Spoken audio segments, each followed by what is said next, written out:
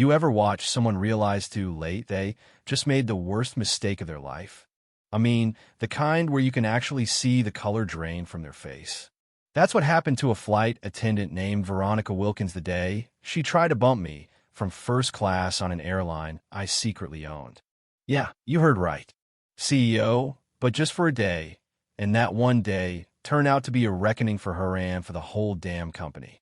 Let me back up a sec. My name's Marcus Reynolds. Grew up in Oakland, son of a public school teacher, and a mailman, one of those kids who got told early and often how far I'd never go.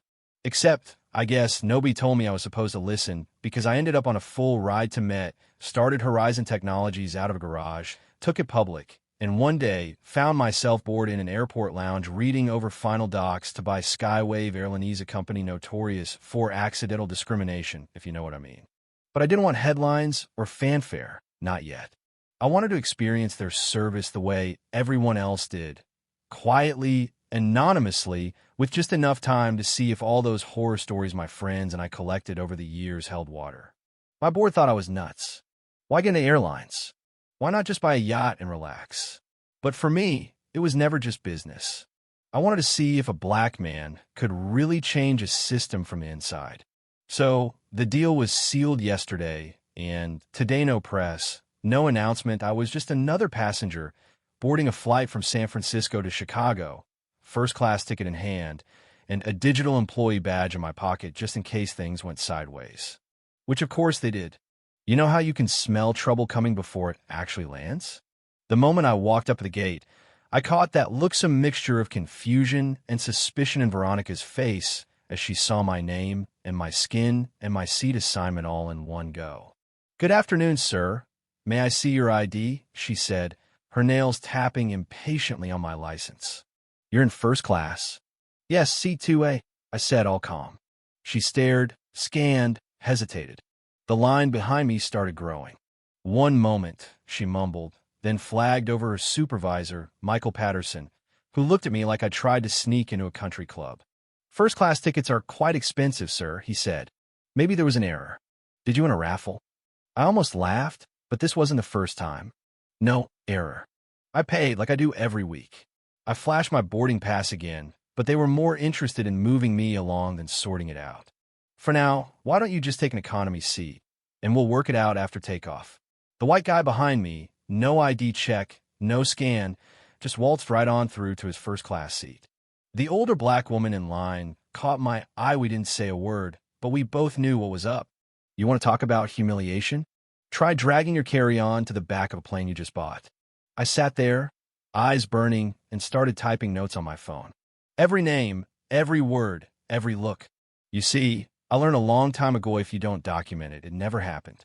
High school, college, corporate boardrooms, airports, it's always the same lesson. They don't believe you unless you have receipts. And right about then, twist number one, I get a tap on my shoulder. Young black flight attendant named Jamal Williams. "Aren't you Marcus Reynolds? From Horizon Technologies?" "Yeah," I said, honestly surprised. His face lit up. "Your talk last year made me switch my major to computer science." Then he looked at my seat, puzzled. "Sir, shouldn't you be up front?" Before I could explain, he hustled off, and next thing you know, there's a scene brewing at the front of the plane. Veronica, Jamal, and another attendant all in a huddle. You could feel the whole plane watching, heads craning, whispers everywhere.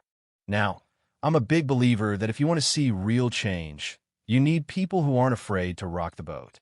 Jamal was that guy. He came back with his supervisor and Veronica, both clearly rattled. "Mr. Reynolds, there appears to have been a mix-up. We'd like to escort you to your correct seat." I didn't move. "Interesting. What changed?" I asked. The supervisor stammered, but I made my point.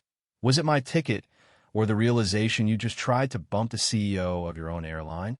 That's when I pulled out my employee badge, laid it on the tray like a royal flush. Veronica's face ghost white. "You're the CEO?" she whispered, loud enough for half the cabin to hear. "As of yesterday, yes," I said. "And my first act will be to fix everything I just experienced on this flight." The mood on that plane flipped like a light switch. Folks who'd looked right past me earlier now gawked, whispered, started recording. The news was out before we even left the ground. But this wasn't about humiliating one person, as tempting as it was. I called a meeting with the captain and senior crew after takeoff. We gathered in the galley tight, tense, like the world's worst break room. I laid it all out. I bought this airline because I wanted to change how people are treated, especially those who look like me. Today wasn't an accident. It's a pattern. And now it stops.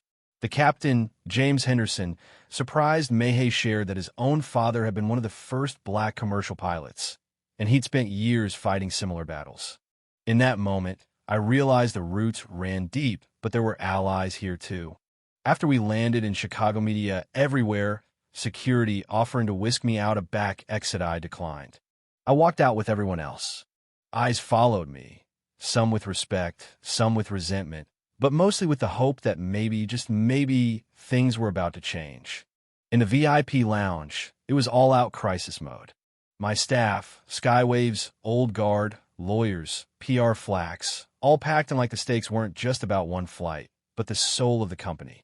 Veronica and her attorney came in demanding apologies and her job back. My team presented the receipts, years of complaints, zero action. Numbers that painted a story more damning than any video clip. Yet for all that, I offered her a choice: fight and likely lose everything, or face the truth and help us build something better. She broke finally. Maybe I have some unconscious biases, she said, but I never meant I cut her off. Intent doesn't erase the harm. But this company protected you. That ends now. Instead of firing her on the spot, I offered a 6-month intensive retraining and a shot at redemption, because real change isn't about catching people, it's about changing them. Some people in that room, old CEO, board members, looked like they'd swallowed a lemon. Others, like Jamal, and even a few skeptics, seemed relieved, maybe even inspired. 6 months later, I stood on a stage at Skywave's headquarters, new slogan behind me: where everyone belongs in first class. Customer satisfaction up. Employee retention up. Discrimination complaints almost wiped out. And in the front row, Veronica now leading our passenger advocacy program, turning her hardest lesson into hope for others. She spoke about her journey, her blind spots, her change. She didn't sugarcoat a thing. That honesty, raw, uncomfortable, moved the crowd more than any corporate spin. So let me ask you, have you ever seen a company really change after being called out? Or does it all just go back to business as usual? Drop your thoughts in the comments. Share your own stories if you've ever faced or witnessed discrimination. And let's keep this conversation going. If you think real accountability, not just apologies, is what we need, hit like, subscribe, send this video to someone who needs to hear it.